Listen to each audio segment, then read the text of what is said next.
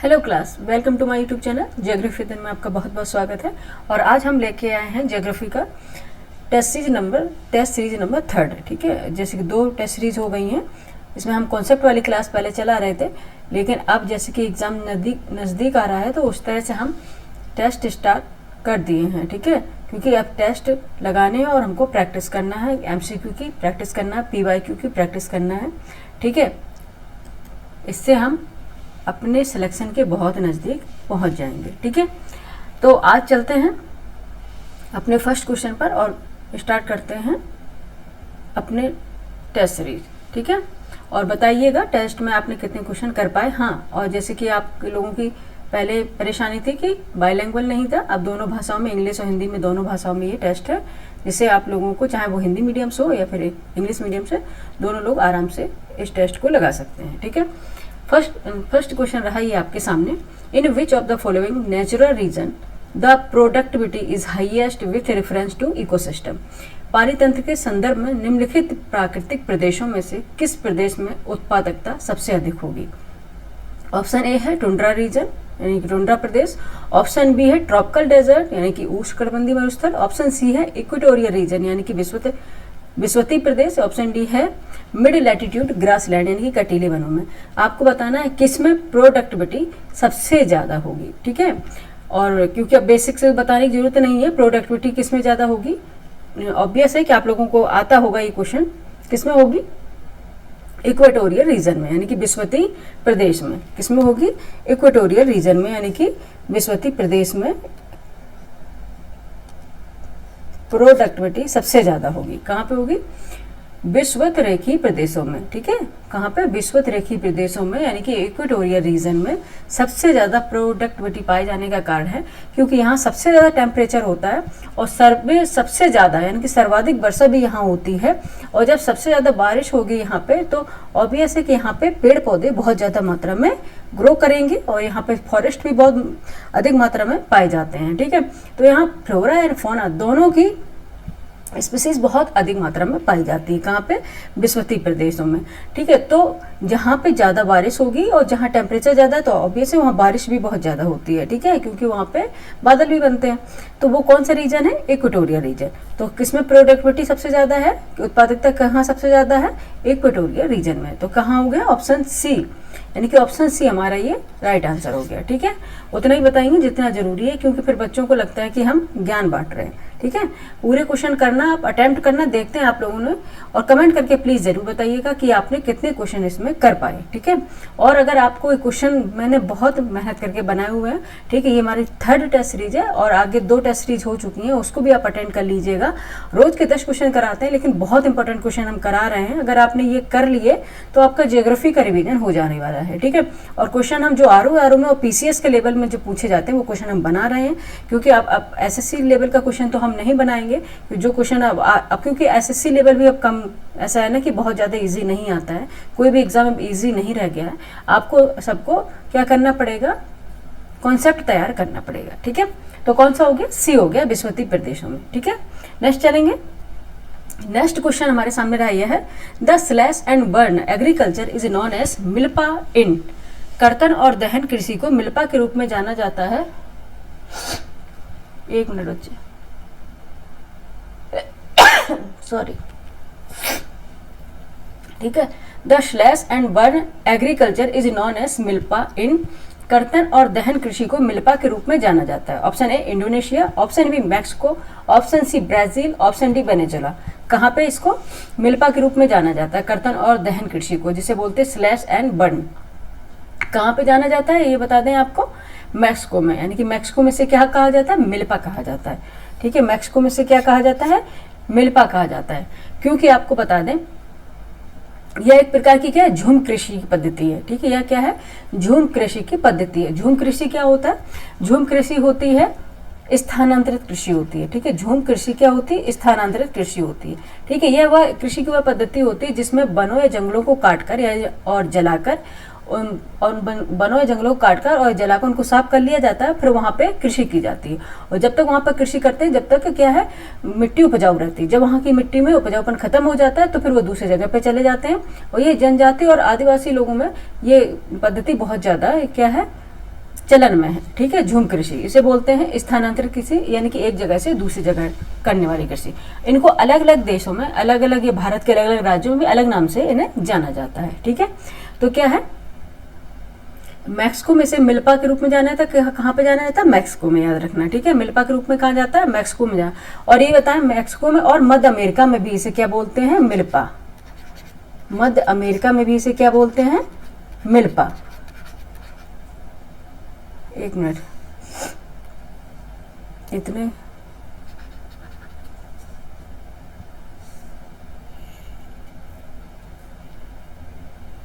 ठीक है, कहाँ पे, एक मिनट, ठीक है। मध्य अमेरिका में से क्या कहते हैं, मिल्पा कहते हैं, ठीक है। मैक्सिको में और मध्य अमेरिका में से क्या कहते हैं, मिल्पा कहते हैं। और याद रखना कि वेनेजुएला में से क्या बोलते हैं, वेनेजुएला में जो झूम कृषि है, ठीक है, उसको क्या बोलेंगे, कोनको। कोनको क्या बोलेंगे, कोनको। ये क्वेश्चन खूब आते हैं, ठीक है, कोनको, इसको क्या बोलते हैं, कोनुको, ठीक है। वेनेजुएला में इस कृषि को क्या बोलते हैं, कोनको, ठीक है। और इंडोनेशिया में क्या बोलेंगे, इंडोनेशिया में बोलेंगे इसको लदांग, लदांग, ठीक है, लदांग बोलेंगे इंडोनेशिया में, क्या बोलेंगे, लदांग। इंडोनेशिया में क्या बोलेंगे इसे, लदांग। और ब्राजील में से क्या बोलेंगे, ब्राजील में बोलेंगे रोका, ठीक है। ब्राजील में से क्या बोलते हैं, रोका। ब्राजील में से क्या बोलते हैं, रोका। और मध्य अफ्रीका की बात करें, जो जो इंपॉर्टेंट है वो बता दे रहे हैं। मध्य अफ्रीका की बात करी जाए, ठीक है, मध्य अफ्रीका की बात करी जाए तो यहाँ पे क्या बोलते हैं, मसोले, ठीक है, क्या बोलते हैं, मसोले बोलते हैं, ठीक है। और वियतनाम में रे, वियतनाम की बात करें तो यहाँ पे क्या बोलते हैं, रे।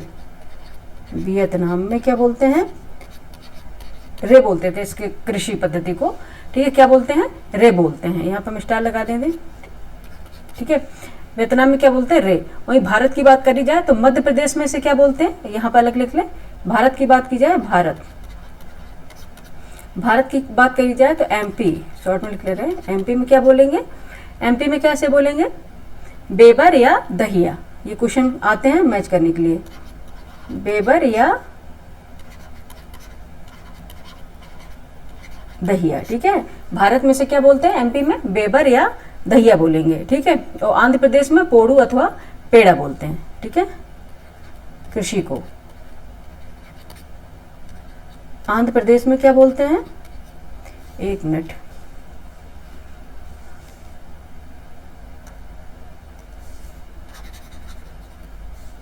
इरेजर नहीं लिए क्या, ये तो है यार, why is not working.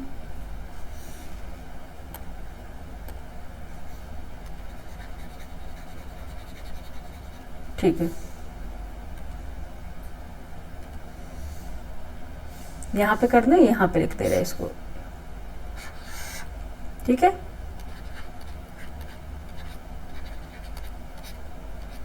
Andhra Pradesh में क्या बोलेंगे, आंध्र प्रदेश में से क्या बोलेंगे, पोड़ू अथवा पेड़ा, पोड़ू या पेड़ा बोलते हैं इसको, ठीक है, ठीक है, पोड़ू या पेड़ा, ठीक है, इसको बोलते हैं, ठीक है। और पश्चिमी घाट में कुमारी बोला जाता है, ठीक है, पश्चिमी घाट में ये तो सबको याद है कि कुमारी बोला जाता है। और राजस्थान में वॉलरे या वॉलतरे, राजस्थान की बात की जाए, राजस्थान की बात करी जाए तो क्या बोलते हैं वहां पे,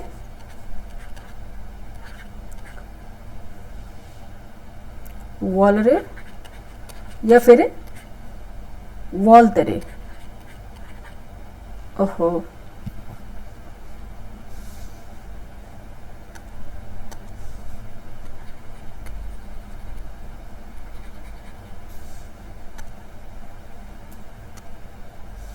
वॉलरे या फिर वॉलतरे, ये राजस्थान में बोलते हैं, किसे, झूम कृषि को, ठीक है, वॉलरे या वॉलतरे बोलते हैं। हिमालय में क्षेत्र की बात की जाए, हिमालय क्षेत्र की बात की जाए तो यहाँ खिल बोलते हैं, हिमालय रीजन में इसे क्या बोलते हैं, खिल बोलते हैं। किसको, झूम कृषि को क्या बोलते हैं, हिमालय रीजन में खिल बोलते हैं। और झारखंड में कुरुआ बोलते हैं, ठीक है, यहाँ पे लिख दे रहे हैं, झारखंड में, झारखंड में क्या बोलते हैं, कुरुआ, ठीक है, झारखंड में क्या बोलते हैं, कुरुआ बोलते हैं। और उत्तर पूर्वी प्रदेशों में से झूम कृषि ही बोलते हैं। ठीक है, अब बता रहे हैं कि झूम कृषि को अलग अलग देशों में अलग अलग नाम से जाना जाता है। इंडोनेशिया पे लदांग बोलते हैं, मैक्सिको में मिल्पा, जैसे कि इसमें पूछा गया था, मध्य अमेरिका में भी, और ब्राजील में रोका बोलते हैं, वेनेजुएला में इसको कोनको बोलते हैं। ठीक है, और वियतनाम में रे बोलते हैं, मध्य अफ्रीका में मसोले बोलते हैं। ठीक है, वहीं अगर झूम कृषि की भारत में बात की जाए तो इसे क्या बोलते हैं, एमपी में बेबर या दहिया बोलते हैं, बेबर या दहिया। ठीक है, या यहाँ से हटा दे रहे क्योंकि आप लोग नहीं तो या दहिया पढ़ लेंगे। ठीक है, बेबर या दहिया बोलते हैं। ठीक है, और मध्य अफ्रीका की तो अच्छा पहले बता गया। और आंध्र प्रदेश में पोडू या पेंडा बोलते हैं, और राजस्थान में वॉलरे या वॉलतरे बोलते हैं, हिमालय में खिल बोलते हैं। ठीक है, याद रखिएगा, हिमालय में क्या बोलते हैं, खिल बोलते हैं। इससे क्वेश्चन आते हैं, इसलिए मुझे बताना जरूरी था। ठीक है, अदरवाइज हम इतना नहीं बताते। ठीक है, तो ऑप्शन बी इसका क्या हो गया, राइट आंसर हो गया। ऑप्शन बी इसका क्या हो गया, राइट आंसर हो गया। नेक्स्ट पे चलते हैं। नेक्स्ट क्वेश्चन ये रहा, which one of the following is a permeable rock. ठीक है, निम्नलिखित में से कौन सी शैल पारगम है, यानी कि कौन सी रॉक से है पेरिमेबल है, यानी कि पारगम है। Option A basalt, option B marble, option C granite, option D sandstone. कौन सी होगी परमेबल, कौन सी होगी, कौन सी होगी बताइए, कौन सी होगी, बलुआ पत्थर यानी कि सैंडस्टोन। कौन सी होगी, बलुआ पत्थर यानी कि सैंडस्टोन। और बलुआ पत्थर क्या है, अवसादी या परतदार शैल है। ठीक है, क्या है, सेडिमेंट्री या इसको बोलते हैं क्या है, परतदार शैल है। चट्टानें होती है कितने प्रकार की होती है, इग्नियस होती है, सेडिमेंट्री होती है, मेटामॉर्फिक होती है। ठीक है, सब हमने पढ़ाए हैं इसी चैनल पर, आप देख लीजिएगा, विजिट कर लीजिएगा। ठीक है, बलुआ पत्थर क्या है, अवसादी या परतदार शैल है। ठीक है, इसका निर्माण कैसे होता है, ये चट्टानों के टूटने फूटने से, ठीक है, उनके टूटने फूटने से उनके जो अवसाद होते हैं वो क्या होते हैं, जमा होते रहते हैं लगातार। ठीक है, परतों के रूप में जमा होते रहते हैं। ठीक है, इससे क्या होता है, बलुआ पत्थर का निर्माण होता है। और ये बलुआ पत्थर है क्या, जब टेम्परेचर प्रेशर के, जब बहुत ज़्यादा ताप होता है और बहुत ज़्यादा प्रेशर पड़ता है तो कई सालों बाद किस में कन्वर्ट हो जाता है, क्वार्टजाइट में। ठीक है, तो इसे क्या बोलते हैं, मेटामॉर्फिक, यानी कि रूपांतरित हो जाता है किसमें, क्वार्टजाइट में। कौन सा, बलुआ पत्थर। ठीक है, किसमें रूपांतरित हो जाता है, क्वार्टजाइट में। बलुआ पत्थर पर किसमें रूपांतरित हो जाता है, क्वार्टजाइट में। याद रखना, ये कई बार पूछा जाता है ना, इसलिए। एक मिनट, पेन क्या हो गया, चलने लग गया। एक मिनट बच्चे, वो मैंने इसका पेन की निब कर दी थी। ठीक है, क्या बलुआ पत्थर है, तो बलुआ पत्थर क्या है, क्वार्टजाइट में कन्वर्ट हो जाता है, मेटामॉर्फिक रॉक्स बोलते हैं। ठीक है, क्वार्टजाइट में कन्वर्ट हो जाता है। अब आपको बताते चलिए, आपको पता होगा कि संगमरमर है, चूना पत्थर है, स्लेट है, लिग्नाइट है, एंथ्रेसाइट है। ये क्या है, अवसादी चट्टान है। ये क्या है, सब अवसादी चट्टान है। कौन सी है, संगमरमर है, ये क्या है, ये भी क्या है, सेडिमेंट्री रॉक्स है, चूना पत्थर भी है, स्लेट भी है, लिग्नाइट और एंथ्रेसाइट भी है। ठीक है, और वहीं आपको बताएं कि इग्निशियस रॉक्स कौन है, यानी कि अग्नि चट्टान कौन सी है, बेसाल्ट है, ग्रेनाइट है और बिटुमिनस। ये है क्या, अग्नि चट्टान है। और क्वार्टजाइट क्या है, ये बलुआ पत्थर क्या है, अवसादी या परतदार चट्टान है। ठीक है, और इसके यानी कि प्रेशर और टेम्परेचर के अकॉर्डिंग, जब कई सालों में ये प्रेशर और टेम्परेचर के अकॉर्डिंग ये मिट्टी के नीचे दब जाते हैं, यानी कि अर्थ में नीचे दबे रहते हैं, तो किस में ये कन्वर्ट हो जाते हैं, किस मेटामॉर्फिक रॉक्स में कन्वर्ट हो जाते हैं, यानी कि क्वार्टजाइट में ये कन्वर्ट हो जाते हैं। मेटामॉर्फिक यानी कि रूपांतरण, जिनका यानी कि रूप में परिवर्तन हो जाए। ठीक है, उसे बोलते हैं रूपांतरित शैल। ठीक है, बलुआ पत्थर का किस में परिवर्तन हो जाता है, क्वार्टजाइट में हो जाता है। ठीक है, ये याद रखिएगा। और अगर आपसे पूछा जाए कि संगमरमर, चूना पत्थर, स्लेट, लिग्नाइट और एंथ्रेसाइट ये क्या है, तो आप तुरंत ही जवाब देंगे, अवसादी चट्टान है। ठीक है, ये क्या है, अवसादी चट्टान है। ठीक है, और वही आपसे पूछा जाए कि ये क्या है, अवसादी चट्टान, और वही आपसे पूछा जाए कि बेसाल्ट, ग्रेनाइट और बिटुमिनस क्या है, तो आप कहेंगे आग्नेय चट्टान। ठीक है, इस तरह से आप तुरंत रिप्लाई कर देंगे। तो ऑप्शन क्या है, डी इसका राइट आंसर हो गया। ऑप्शन डी इसका राइट आंसर हो गया। ठीक है, नेक्स्ट चलेंगे। नेक्स्ट क्वेश्चन पर, when was the Project Tiger launched in India. ठीक है, when was the Project Tiger launched in India. Bharat में बाघ परियोजना कब प्रारंभ की गई। Option A 1980, option B 1958, option C 1973, option D 1989 में। ठीक है, बताइएगा कि जो टाइगर प्रोजेक्ट है वो कब लॉन्च किया गया था भारत में, कब हुआ था। ये क्वेश्चन बहुत आता है, पीसीएस का फेवरेट है। ठीक है। कब आता है? भारत में बाघ परियोजना कब लॉन्च की गई थी? 1973। अब तो सारे बच्चों को रट ही गया होगा, कुछ क्वेश्चन इजी भी लेने चाहिए। 1973, ठीक है, ठीक है। कब किया गया था? कि 1973 में ये, क्योंकि हमें कभी भी किसी बच्चे को क्या है, डिमोटिवेट करना नहीं होता है, ठीक है। हमें उस बच्चे को मोटिवेटेड रखना है एग्जाम के लिए। कई लोग इतना भौकाल बनाने के लिए ऐसे क्वेश्चन बना लेते हैं जिनका एग्जाम से कोई लेना देना नहीं होता, बस वो भौकाल बनाना होता है कि अरे देखेंगे हम क्वेश्चन ऐसे बनाए, तो उससे क्या होगा बच्चे बताइए? क्वेश्चन तो वो बनाने चाहिए ना जो एग्जाम में आए, भौकाल से नहीं होता है, सिलेक्शन से मतलब होता है। आज भौकाल बना लोगे लेकिन अगर बच्चे सिलेक्शन नहीं लेंगे तो फिर आपको पढ़ेगा कौन, ठीक है। ऑप्शन क्या हो गया? सी, 1973। बाघ परियोजना कब लॉन्च की गई थी भारत में? 1973 में हुई थी, तो ऑप्शन सी हमारा राइट आंसर हो जाएगा। नेक्स्ट क्वेश्चन पे चलेंगे। क्वेश्चन नंबर 5 तुम्हारे सामने रहा, यह है विच one of the following areas of India provides ideal condition for developing tidal energy, ठीक है। भारत के निम्नलिखित क्षेत्रों में से कौन सा क्षेत्र ज्वारी ऊर्जा विकास के लिए आदर्श स्थितियां प्रदान करता है? प्रदान है ये, ठीक है, प्रदान नहीं है, प्रदान करता है। आपको बताना है कौन सी है ऐसे जो उसकी फेवरेबल कंडीशन प्रदान करता है, ठीक है।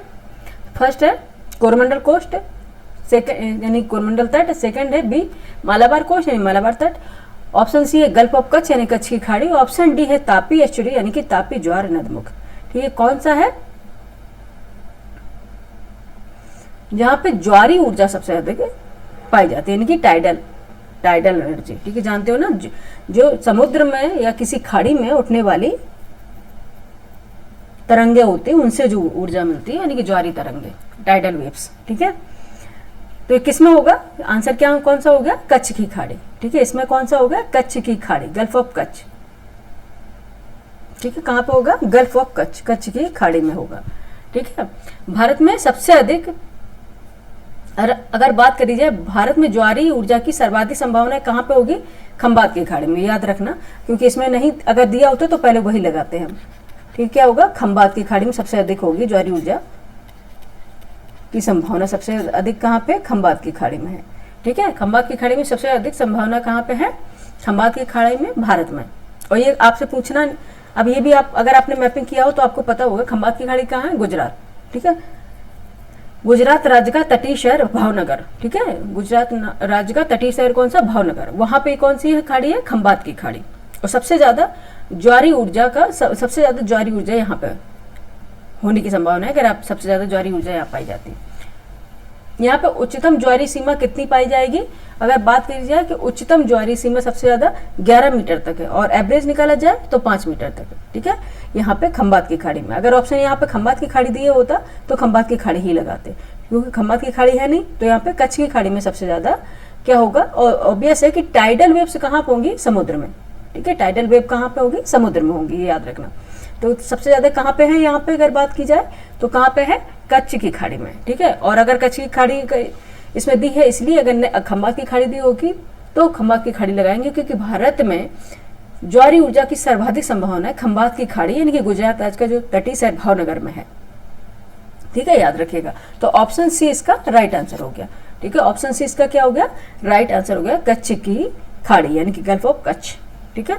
नेक्स्ट चले, नेक्स्ट क्वेश्चन पे चलते हैं। क्वेश्चन नंबर 6 है विच one of the following is the most important non metallic minerals use in electric and electronic industries, ठीक है। आपको बताना है कि निम्नलिखित में से कौन सा अधात्विक खनिज विद्युत व इलेक्ट्रॉनिक उद्योगों में प्रयुक्त होने वाला सबसे महत्वपूर्ण खनिज है, ठीक है। कौन सा ऐसा नॉन मेटालिक मिनरल है, ठीक है, जो किसमें यूज होता है? विद्युत में और इलेक्ट्रॉनिक उद्योगों में जो यूज किया जाता है, ठीक है। वो कौन सा होगा? ठीक है, एक बार और पढ़ लीजिए। Which one of the following is the most important non metallic mineral use in electric and electronic industries? कौन सा होगा? Option A mica, option B lead, option B copper, option D bauxite. कौन सा होगा? लेड, सॉरी सीसा, ठीक है। कौन सा होगा? माइका यानी कि एक अभ्रक, ऑप्शन बी सीसा, ऑप्शन सी तांबा, ऑप्शन डी बॉक्साइट। कौन सा होगा? कौन सा होगा? अभ्रक, ठीक है। कौन सा होगा? अभ्रक यानी कि माइका। कौन सा होगा? अभ्रक यानी माइका, ठीक है। यह क्या है? नॉन मेटालिक मिनरल्स है और इसका सर्वाधिक यूज किस में होता है? विद्युत व इलेक्ट्रॉनिक उद्योगों में किया जाता है। ठीक है, विद्युत या यानी कि जैसे लैपटॉप, कंप्यूटर, मोबाइल, इनमें सब में इनका यूज किया जाता है। ठीक है, यह विद्युत व इलेक्ट्रॉनिक उद्योगों में इसका सर्वाधिक प्रयोग किया जाता है, क्योंकि ये क्या है? Non metallic minerals. ठीक है, और आपको बता दें अगर अधात्विक खनिजों की बात करी गई तो अधात्विक खनिज और कौन कौन से हो जाएंगे? यानी कि नमक भी नॉन मेटेलिक मिनरल्स है। ठीक है, सॉल्ट की बात करी जाए ये भी नॉन मेटेलिक मिनरल्स है। ठीक है, पोटास भी नॉन मेटेलिक मिनरल्स है, पोटाश। ठीक है, पोटास भी क्या है? अधात्विक खनिज है, यानी कि नॉन मेटेलिक मिनरल्स है। और सल्फर भी जी। ठीक है, क्योंकि कई बार पूछे जाते हैं और फिर आप जब बताएं तो पूरा ही बताएं। ठीक है, क्या है? नमक और पोटाश और सल्फर, ये क्या है? अधात्विक खनिज है, नॉन मेटेलिक मिनरल्स है। ठीक है, और पूछ लिया जाए आपसे, कई बार ये पूछ लिया जाता है। ठीक है, ये कौन से नॉन मेटेलिक मिनरल्स हैं? याद रखना कहाँ पे इसका अच्छा हम कर देते हैं। ये नॉन मेटेलिक अधात्विक खनिज है, यहाँ से एरो लगा देते हैं। ठीक है, नॉन मेटेलिक मिनरल्स है नमक, पोटाश, सल्फर सॉरी। ठीक है, अगर आप बात किया जाए लोह धातु कौन कौन सी होती है? जिनमें लोहा पाया जाता है वो लोह धातु होती है, और जिनमें लोहा नहीं पाया जाता उन्हें अलोह धातु कहते हैं। याद रखिएगा, लोह धातु कौन कौन सी है? जैसे अगर आप पूछ लिया जाए लोह धातु यानी कि जिनमें लोहा पाया जाता है। ठीक है, उन्हें लोह धातु कहते हैं। इसमें लोह अयस्क आ गया। पहले तो लोहे के अयस्क इनकी आयरन ओर्स होते हैं। लोहा अयस्क होता है यानी कि आयरन ओर्स होते हैं। निकल होता है। ठीक है, निकल होता है। ये कौन से हैं? लोह धातु हैं। लोह धातु है, निकल है और कोबाल्ट है।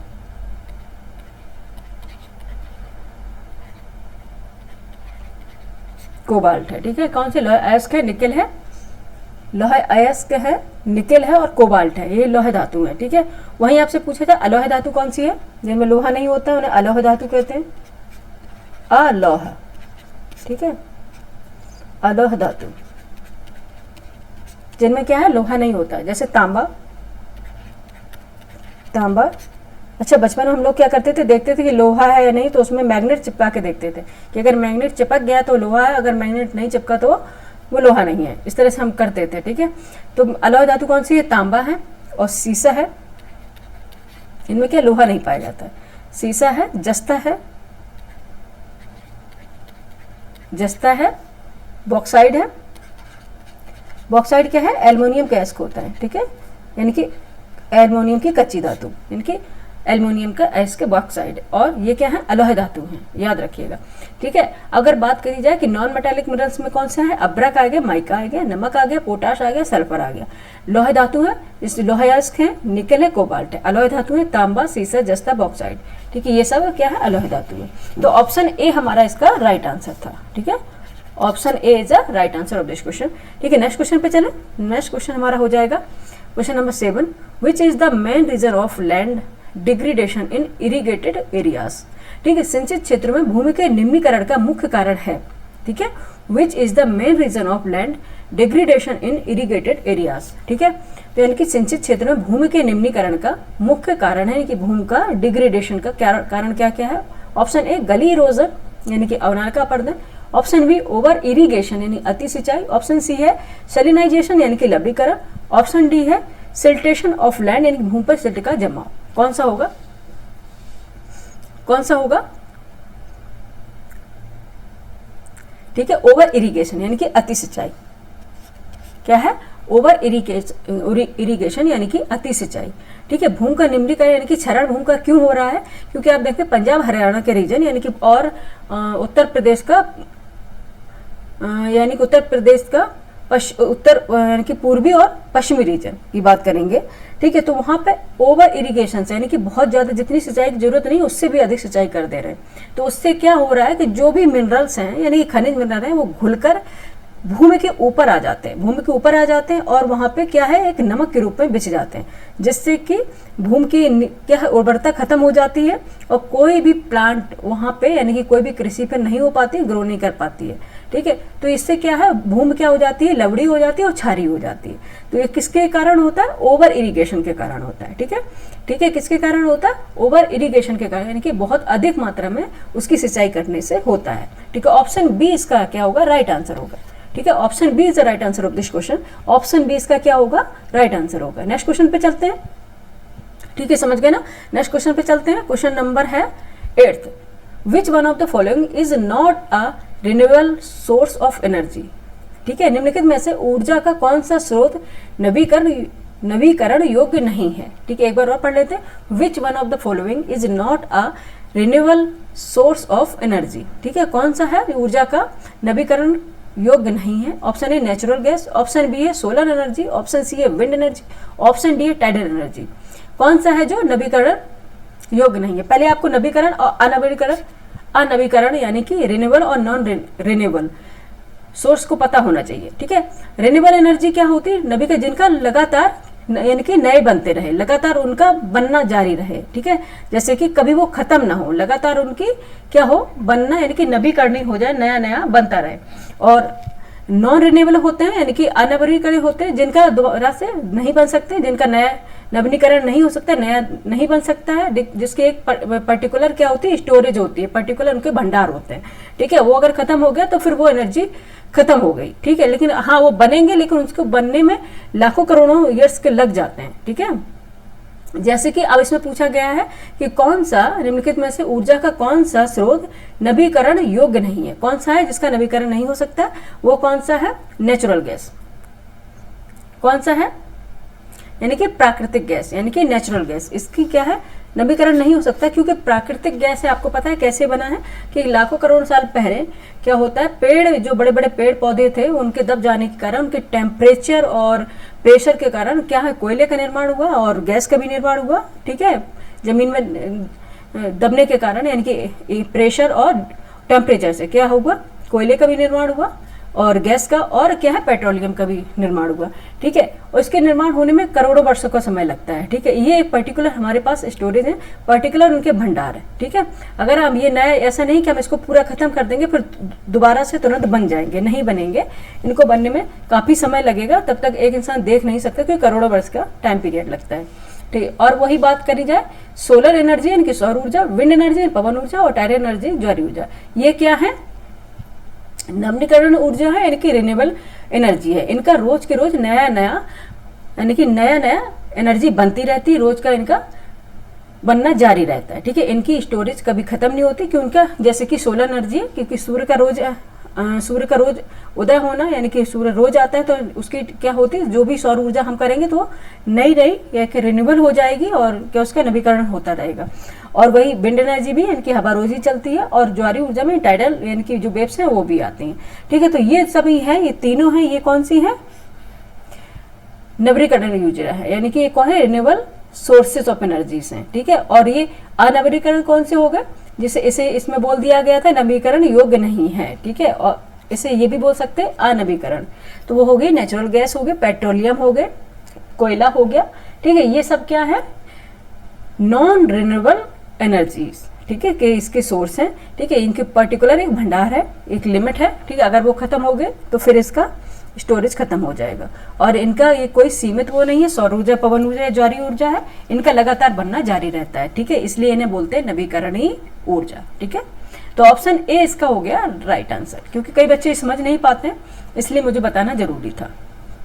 तो ऑप्शन ए इसका क्या हो गया, राइट आंसर हो गया। नेक्स्ट क्वेश्चन पे चलेंगे। क्वेश्चन नंबर 9 है, विच one of the following ports is riverine ports. ठीक है, विच one of the following ports is riverine ports. निम्नलिखित पत्तनों में से कौन सा नदीय पत्तन है, पत्तन यानी कि पोर्ट्स है, कौन सा नदीय पत्तन है। ऑप्शन ए कोलकाता पत्तन, ये कोलकाता ऐसे भी लिखा जाता है और ऐसे भी लिखा जाता है, कलकत्ता है इस तरह से। ठीक है, एक मिनट, कलकत्ता भी लिखा जाता है, एक मिनट।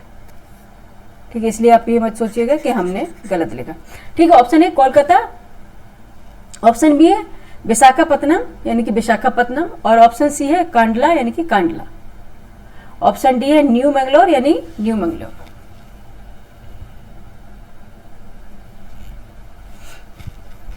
ठीक है, कहाँ पे हम एक मिनट बच्चे, कॉल एक मिनट डिस्कनेक्ट कर रहे हैं। अरे 1 मिनट बच्चे, कॉल आ रही थी। ठीक है, ये है कौन सा पत्तन है? जो नदी पत्तन है। कोलकाता है, विशाखापत्तनम है, कांडला है या फिर न्यू मैंगलोर है? कौन सा होगा?